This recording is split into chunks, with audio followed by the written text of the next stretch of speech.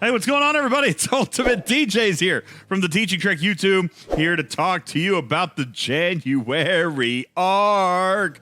Ladies and gentlemen, welcome to Assimilation Part 1. That's right, the Borg are back. Man, just take a look. It's Locutus. Oh, so excited. That's right, everybody, the Borg is back. And what are we looking to do this arc? Not increase our grind. So I know it's a big ask. I know. But let's take a quick peek inside January and see what is in store for commanders this month. Officers are what we normally start off with. And why break with tradition, huh? Let's see if we can actually get some officers pulled up here for you. We will begin with the rare pack-led. Let me get this thing actually pulled up here. It's technical difficulties. Oh, but we got it. Woo, there he is. This is, there we go. That is Galinar. He's a pack lead. All right. Look at that right there. Go. Oh man, so many issues here tonight. Yeah, take a look. That's a pack lead right there. And that's thanks Echo for packing your lids. Your hint is so silly. Galinar is his name. He's a below deck Borg officer, huh? How interesting is that? He will have synergy with Unimatrix 12, but this guy is far more valuable under deck than on the bridge. His officer ability is increasing faction reputation gained from Federation, Klingon, and Romulan hostiles by a percentage. And while that sounds exciting, Borg aren't exactly like the primary grinding crew out there. So to sub him in could take a valuable bridge slot away from your traditional grinding crew, perhaps. I could see him being a potentially valuable addition, maybe to Strange New Worlds crew, potentially, but that certainly depends on how strong the hostiles are that you're hitting and whether you can give up, full synergy to Pike, to give up, or to give up a crit build from Khan. Underdeck, though, I think that is where this guy was actually built. Underdeck, I find to be actually very, very nice. And simply put, he's an efficiency officer but for both Borg and Apex, which I am very much looking forward to. The percentages of boost are not known at this time, but I'm hoping for high numbers. And this may actually end up being a pretty valuable officer. The epic this month is Borg Hugh. Let's see if we can find Hugh. Very, very interesting that Hugh is making his presence known in this game since he's 100% a character from TNG. I digress. He's also a below decks officer, but now he has a little bit more interesting abridgeability with regards to pairing up with 5 of 11 and Galinar maybe for some Borg grinding, as his officer ability does actually increase impulse speed of the ship. All right, so kind of a convenience factor there. But the big one, again, just like Galinar, is his below deck ability, which is a percentage chance to increase crit hit chance by 25% for 2 rounds after being hit by a hostile. Now, the fine print on this guy is the norm. Weapons with multiple shots will only trigger once per attack. I'm interpreting this to read as this guy has a repeating roll of the dice to proc with every weapon that does actually throw shots, meaning that we could get 3 chances at a proc in a single round if the hostile has a total of 3 weapons. Not 3 shots, but 3 weapons. I actually find this to be pretty valuable, I believe. Testing is definitely going to be needed. The interesting choice with this officer is that you can't actually have both. You could choose the officer ability or the below deck ability. You get to choose the boost as one works while the other doesn't. You can't have them both active at the exact same time. Sourcing for these guys does actually appear satisfactory in a long-term sense, but exact time frames and costs of these bundles are as of yet unknown. Plus, we will have 2 cross-server solo leaderboards for material spend this month for Hugh. So a few chances at shards with Matt spend, but also a permanent source of these shards will be present right here on day 1. He will also have some extra shards in the free and elite tracks of the battle pass as well. 20 days from now, we'll talk about the progress players have made on him, but here early, it doesn't appear to be super narrow. So I mentioned a bundle with the Hugh shards, and yes, I meant just that. There will be several new bundles introduced into your Borg Refinery this month, including new roles to charged and active nanoprobe refineries, but more to the point, which I hinted at pre-arc, to really be building up those charge probes. Now, somebody will be upset because they spent all their cells to get charged nanoprobes at a worse conversion rate or slower or by spending more time. But my focus was actually on the charged nanoprobes themselves and what they can buy you. Because not only will there be a few new researches, yes, that cost charged nanoprobes, yes, but there will also be a refinery option to exchange the charged nanoprobes for dun dun dun dun dun. Dragging it down. Dun! Yes, brand new, ladies and gentlemen. Borg Solo Armadas. Now can I get the dun dun dun dun dun dun? These new Armadas will take a special Borg Solo Armada currency, presumably in the same style or the same, like the Bajoran is on with uncommon and rare and epic. And we've been told that the directive sourcing path is going to follow the Bajoran loop relatively closely. These solo armadas are going to be just like Bajoran, though, and the fact that there are some smaller ones for ops 35 to 39, but most of the targets and most of the value from the armadas are going to come for G4, G5. More notably is that these are technically coded as an actual solo armada target. So if we're coming in here to the game and we're taking a look up here inside your research tree, any of these solo armada researches, is it in the Starships tree? Yeah, that's right, because it was for the Defiant, right? Any of these researches over here on this top row for solo armadas will be applicable to a boosted ship battling against a Borg solo armada. However, the Defiant won't probably be a ship that you want to fly in any of these Borg solo armadas, as the Defiant ability of the ship will not boost loot or have any impact to the armada. Instead, you'll just be able to use the Defiant boost to another ship. And all of these researches will actually apply to the boosted ship. So you'll end up flying 4 or 5 ships to these targets, 3 for the Armada, and 1 potentially in a Defiant boost, 1 potentially in a Cerritos boost. These new Armada targets are presumably what's being added into new systems that they're launching this month, but I have no confirmation on the release of any higher level or any more Borg probe systems, which is interesting.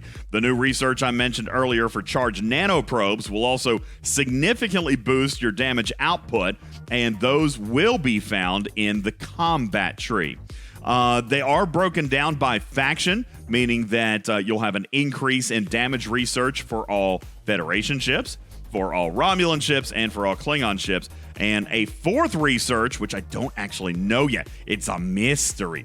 Another one of the bundles that will be added to the Borg Refinery contains the loot exchange from what you're earning from these Borg spheres. Inside this bundle are items that tie back to my earlier comment about permanent sourcing. There will be a Borg recruit chest that contains every single Borg officer in the game, including 5 of 11, and Hugh and Galinar. This bundle is permanent and will not go away at the end of the arc, so this is the day 1 permanent sourcing option for the new officers. Plus, you'll earn some other currencies, including Rhodinium particles for the Galaxy Tree, a new Exo comp, which I have no confirmation on what it does, but I'm hoping based on the symbol that it's going to, something for quickening up Borg or something. See, that's a solo armada, but that's Borg, and so a Borg cube maybe, and the Borg. I don't know what this is going to do. Hopefully, it's not just for the armadas that it actually makes Borg grinding go faster. Because and also that bundle is going to include items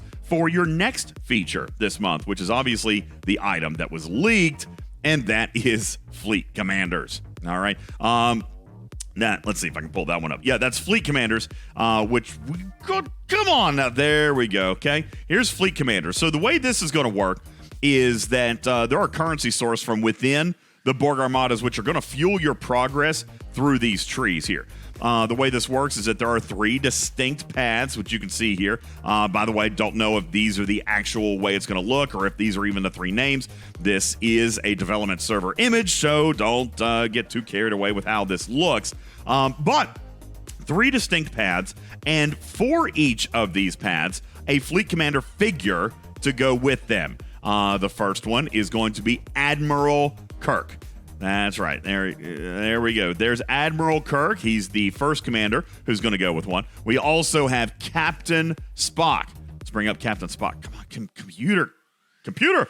Hello, computer. There's Captain Spock. And then, of course, you guessed it, ladies and gentlemen, Locutus is going to be one that is coming into the game as a fleet commander as well. There he is, okay? Looking all fly with, one mechanical arm. A high-level overview of this feature is going to begin with constructing the building that goes with this feature. And yes, it can go all the way to level 60. And I'm sure it's going to be super cheap. But yes, that is the command center. You'll see it up there right above ops, so over here in the unpopulated center section of the lake. It can go all the way to 60. Inside this building, you'll have what amounts to 3 distinct paths of research-style buffs. One fleet commander will be assigned to each track. At the beginning of the arc, you're actually going to get a mission, and this mission will source the unlock for the building as well as source 1 of 2 available fleet commanders absolutely free. Those 2 will be either Admiral Kirk or Captain Spock. Both of those will be available for you to choose. You get one of them for free. Now, word to the wise, once you construct the building, you're going to be able to actually enter the building and then go in and be able to take a look at all 3 of these tracks. All right. I would highly suggest you look at each of these tracks to find out which fleet commander between Kirk and Spock you actually want to choose for free, because those are the buffs that you're going to end up working through, at least initially. But you will have the opportunity to buy the 2nd and 3rd fleet commanders later on, or even potentially grind/earn them later. And it will be possible to switch between commanders to activate a different path of buffs, so you can focus on one, but some players may work on more than one, knowing that you can work your way through all 3 eventually. There will be currencies sourced in the Borg Solo Armada loop to work through these paths, including XP and those rank-up materials I mentioned earlier called skill points.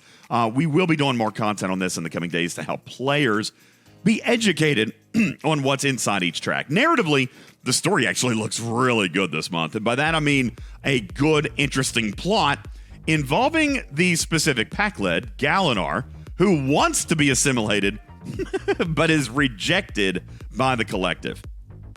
I do sense some humor coming from the narrative team this month, and you guys know I always love a good story, so I would encourage you guys to take a look at that, as there will be multiple missions released this month as well. A few items will be on sale this month exclusively, which include a projectile, which I don't have an image of, but it will increase crit damage against all Borg targets for Ops 25+, and a brand new Prime research that will increase the payouts of charged nanoprobes from your Borg Refinery. Regarding events, normally I don't do a whole lot with events during this video, but I got a couple things that I want to clue you in on. We have more in a later video. But we'll see the calendar and how that all lays out, and I'll lay out some specific plans for you. But what I can tell you, that there are 2 month-long events coming this month. This is one thing that I wanted to tell you guys a little bit earlier, one of which is actually involving upgrading your command center. This is solo milestone style, but is heroic and will likely reward many players with partial progress. But like we were discussing earlier this month in our segment on other Scopely games, this event is designed to reward at the top end for players who financially engage in the building, but all players should be able to earn some rewards in this event. The second one we're going to see is to earn Fleet Commander research materials, which means engaging with the Borg Solo Armadas, as well as all kinds of other events. Shout out Bubba Joe and Ripper for kind of laying the groundwork on this idea, rewarding players with extra materials, resources, and feature-specific items for participating and completing actual events throughout the month. P.S. Bubba, there will be a Vidar versus Vidar PvP event. There will also be solo leaderboards for upgrading the command center, as well as spending Fleet Commander upgrade materials and XP and skill points, etc., etc. So be on the lookout for those before you dump into these features to maximize your rewards. As a point of clarity, both the build and the Fleet Commander Research solo leaderboards are actually going to begin on day 1 for you to begin engaging with it right away. The Research solo leaderboard will happen 2 more times throughout the month, while this will be the only run of the upgrade the command center event. This is what I have for you. There are details missing. There are numbers missing. But these are the broad strokes for January. And as I mentioned, it's easy to look at these and maybe even be positive. Honestly, I kind of am, but I'm cautiously optimistic because I haven't seen exchange rates, strengths, numbers on anything. No officers, no bundles, no reward redemptions. So while I can say that the content does actually look interesting, I do remain on guard when it comes to seeing how it will implement.